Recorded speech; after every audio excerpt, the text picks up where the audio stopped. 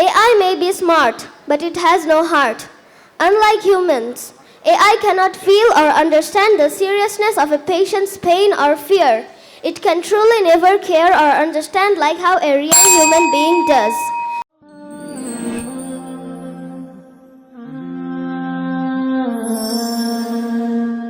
Assalamu alaikum. Good morning to my respected judges, distinguished audience and my fellow participants. I am Abu Bakar Siddique and I will begin our team's argument against the motion AI a boom or ban.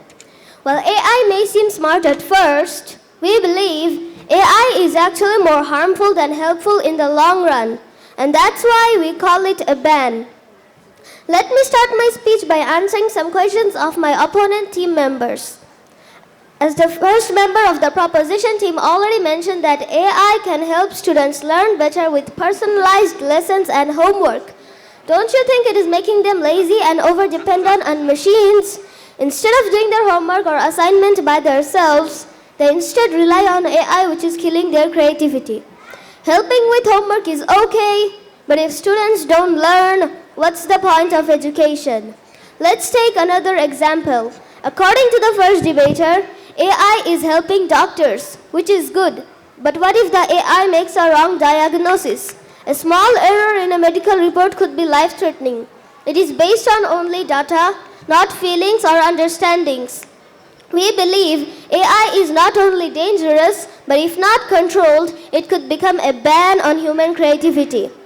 In Surah Al-Isra, ayat number 36, it is mentioned that وَلَا تَقْفُ مَا لَيْسَ لَكَ بِهِ عِلْمٍ, and do not pursue of which you have no knowledge. Indeed, the hearing, the sight, and the heart, about all those will be questioned. This verse reminds us to be careful with what we create or follow. Especially if we don't fully understand its consequences, AI can sometimes go beyond our control, which makes it dangerous. Also think about your own selves. When you're sad, confused, can a robot comfort you like how a real friend or teacher could? AI may be smart, but it has no heart. Unlike humans, AI cannot feel or understand the seriousness of a patient's pain or fear.